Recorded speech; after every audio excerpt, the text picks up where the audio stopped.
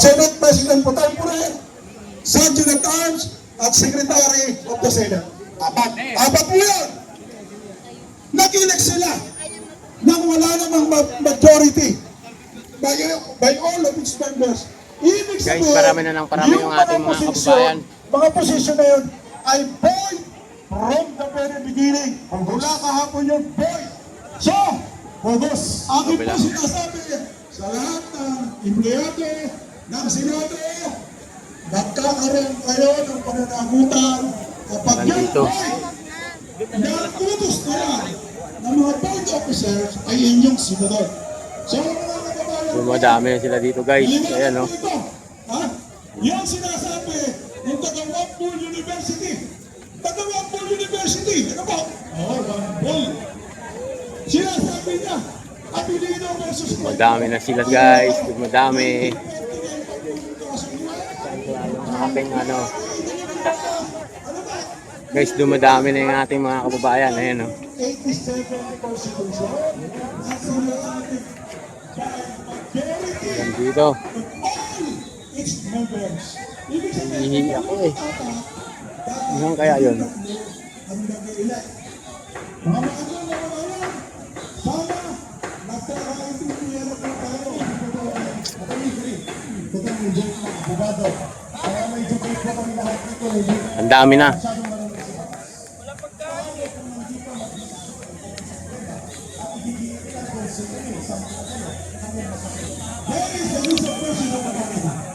Because hindi mo pwedeng baguhin yung provision ng konstitusyon. Ano ba sinasabi nila? Abilino versus Quaker. Kasi yung, alam kasi, yung magandang Taga-Wapol University, ano po, 1940 na rin. Actually, yun na pasok na parusahan ng Supreme Court eh. Ano ba? Anyway, yun po, batas na yun, ano po, decision ng Supreme Court, yun po ay wala ng effect ngayon. Sapagat ang konstitusyon po ay nagsabi na, majority by all its members. So kung 24, kami tatlo, ano ba? At sinabi pa rin po, apat ang pwede i-elect. Senate President, Senate President Pro Tempore, Sergeant at Arms, at saka Secretary of the Senate. Hindi na po ako magpapakahaba. Maraming salamat po sa inyo. At ipagpatuloy natin ang ating paglaban para sa tunay na demokrasya ng ating bansa. Maraming salamat Sige. Darin sa inyong mga pananaw. Dito ako sa nagsasalita. Dito mo lang ako puntahan. Si Councilor Tatay Rani. Sige na. Yes, tuloy-tuloy po. Tuloy-tuloy po ang hearing natin po ngayon sa Blue Ribbon. Alam nyo, lumalakas din ang loob ng mga senador natin pag nakikita po na nandito po tayong lahat ngayon. Yes! At yung binanggit po ni Atty. kanina, tama po yon sa legal. Alam din naman po nila yan eh. Alam nila. Kaya lang, ini-illegal nila tayo dahil sindikato ang gobyerno ito. Tama. Sindikato. Sabi nga ho, ng magkapatid na tungko, Bentalo. Nahawa na ho yung ibang senador na nasuhulan ng administrasyong ito, kaya lahat ginagawa. Ngayon, nakakalungkot lang, ninanakawan na tayo, ginagago pa nila tayo. Sobra na. Ang kinatatakutan lang nila ngayon, at alam ko nanonood sila ngayon, yung membro ng 22 senators, ito ang dahil sa inyo, nagising na ang taong bayan at papunta na dito. Dahil sa paglalapastangan ninyo sa karapatan naming taong bayan, nagising na kami ngayon, hindi na kami papayag na lalaruin at gagaguhin pa ninyo kami. Katatanggap ko lang po ng mga tawag, marami hong papunta na po dito ngayon. Naalarma na ho sila, kaya may ginagawa na namang paraan para wag makarating dito ang taong bayan. Pero ang taong bayan, sobra na, tama na, lumaban na. Sobra na, tama na, lumaban na. Yun. At ito po ngayon, nagpapanik na po ang sindikatong administrasyon pong ito. Tama, nagpapanik. Wala nang signal. Kukunti pa po, paparami pa lang tayo ng parami, nagsisisihan na ho ang mga bendalo senators. Kaya po, mamaya, pag nandito na po yung meet natin, ilalive po natin kung ano ang nangyayari sa loob ng hearing ng Blue Ribbon Wala nang signal. para magkaroon ng justisya ang bawat isa na nandito ngayon. Ama, mabuhay po kayo! Pinutultulan na po kami ng signal. Pilipino! Wala nang Mabuhay signal, ang may ating signal. bansa! Maraming salamat sa inyo! Smart. Ayun! Maraming salamat kay Councilor Tatay Rani Lutupica. Announcement lang ha. Kinausap po ng ating mga retired officers si General Abirin, Director ng PNP NCRPO or National Capital Region Command. At pumayag sila na pumasok ang ating LAD vehicle. Subalit, ang negosasyon ay iikot sa kabilang side. Pagdating sa kabilang side, niloloko tayo ng officer sa kabila. Deputy for Operations ng NCRPO. Ang sabi niya, hindi pwedeng pumasok. Eh, 2 linggo na po na nandito ang LAD vehicle. Hindi nakaharang, pagkos sila ang nakaharang. O, ang nagbabarikada, pulis, oh. Hindi taong bayan na nagbabarikada. Di po ba? O, tingnan nyo, sino nagbabarikada? Mga pulis. Ang taong bayan, mapayapa po na nananawagan, ipasok ang LAD vehicle. Pero, niluloko nila tayo. Kalma lang muna tayo. Relax. We have a long day to fight. Relax lang muna. Makinig lang dito. Binubulgar lang po natin ito, Vince. Sapagkat we are to be gentlemen in our agreement of negotiation. Huwag lang tayo magbastusan, Huwag respetuhan, magbigayan tayo. Kaya Vince, manawagan natin kay General Abirin. General Abirin, magpakalalaki naman tayo sa negosasyon. Yes. Sinabi po ninyo na pwedeng pumasok ang LED wall or LED vehicle basta dito lang sa linya ng entablado. Pero kayo po ay hindi sinusunod ng inyong officer on the ground sa kabilang banda. Hindi pinapapasok ang ating LED vehicle. Ibig sabihin ba yan, mas may masusunod ang desisyon ng tao mo, Sir Abirin, kaysa sa iyo? Ayun. Nagpasalamat pa naman na kami sa iyo. Oo, nagpasalamat pa kami kanina, pero yun pala, naglulukuhan na lang tayo. Kaya ang tambol ng maisok, ilapit natin sa kabaong. At para dito dadagundong ang inyong tambol. Lapit dito para isa-isa nating ipadama ang panawagan ng mamamayan sa oras na ito. Hindi tayo papayag, Vince. Yes. Na tayo ang tinatapakan ng mga magnanakaw sa gobyerno, pero parang tayo pa. Kumakain pa daw. Sige, Parang sige. tayo pa. Ituloy lang ang sibog para lalong maging maisok.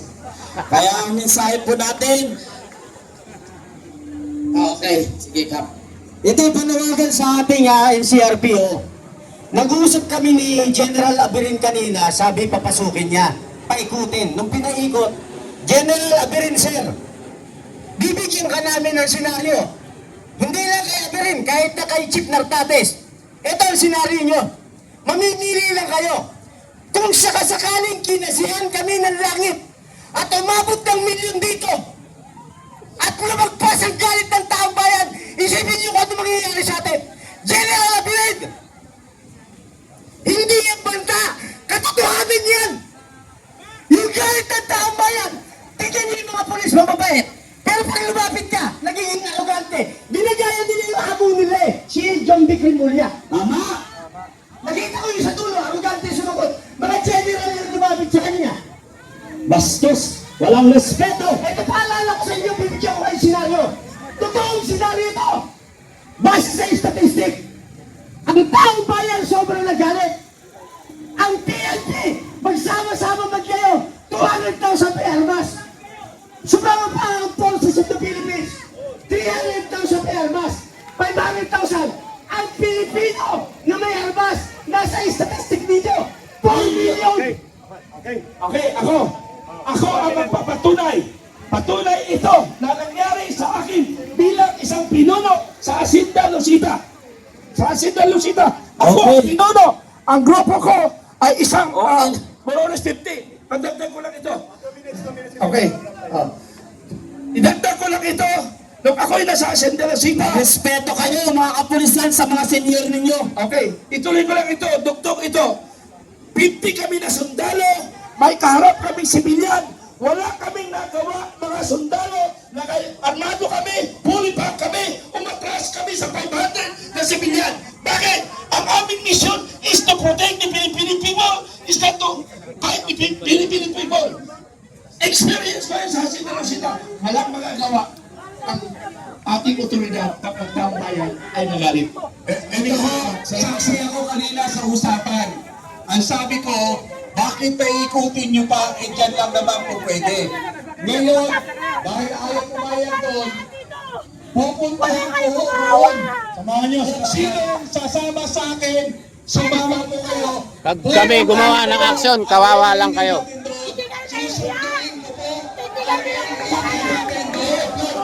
Okay, sumama po kayo. Tumigil kayo sa sampayanan! Hindi para sa inyong amang pangang! Putang na! Nakagalit ng gobyerno pulong na tao! Dito mo na kami mag-sustain ng programa. Yes. Vince, ito po, ang lahat na gustong sumama, susunduin natin ang LED. Doon sa kabilang side, mapayapa na pagsundok ng ating bahagi ng entablado. Dito mga kababayan. Please, join kay Tatay Rani. Ang gustong sumama, sunduin po natin. Parang tayo ay nakamintain. Mga kababayan.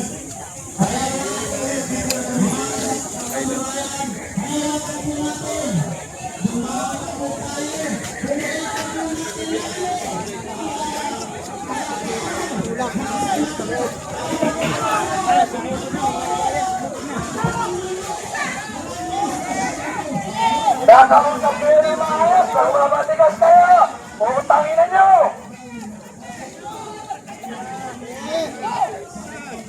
Ayaw nyo papakutin ha? Sige, papatikman namin kayo!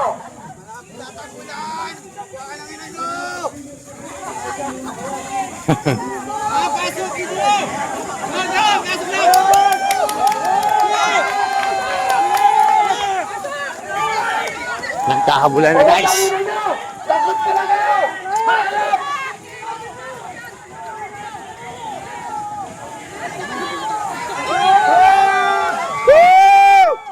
Putangin na nyo!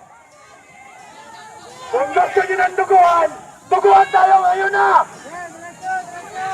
Ano? Kasi ito kasi ayaw papasukin. Yung LED na to. Ang dami nyo arte!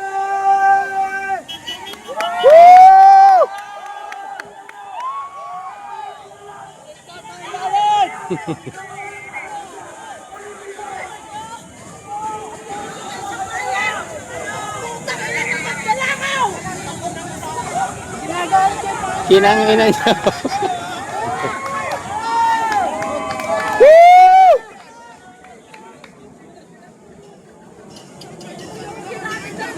Yari talaga kayo pag hindi nyo pinapasok.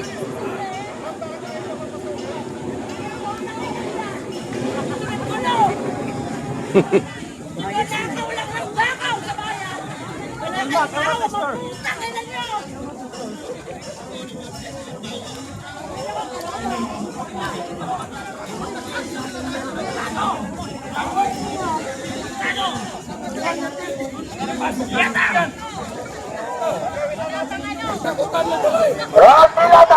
Gusto wala ng sindakan, ha? Puno na tayo!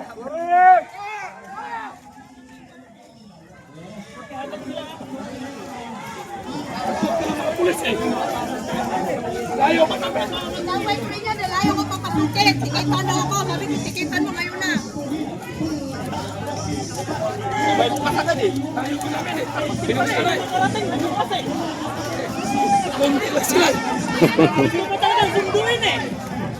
Gusto pala sinusundo.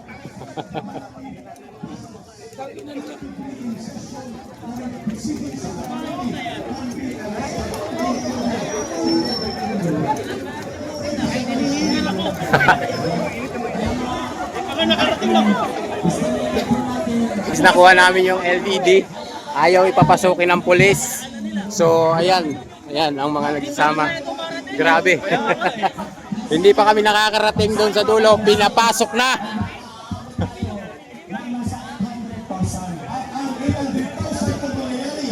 Ay magiging 800,000 and 1,500. Ang masasabi ko na lang dyan, pasensya kayo. Bumaliktad ang panahon, pumagul sa amin, kami naman. Tingnan niyo po kung gaano kapangyarihan. Duterte! Duterte! Duterte! Duterte! Duterte! Duterte! Duterte!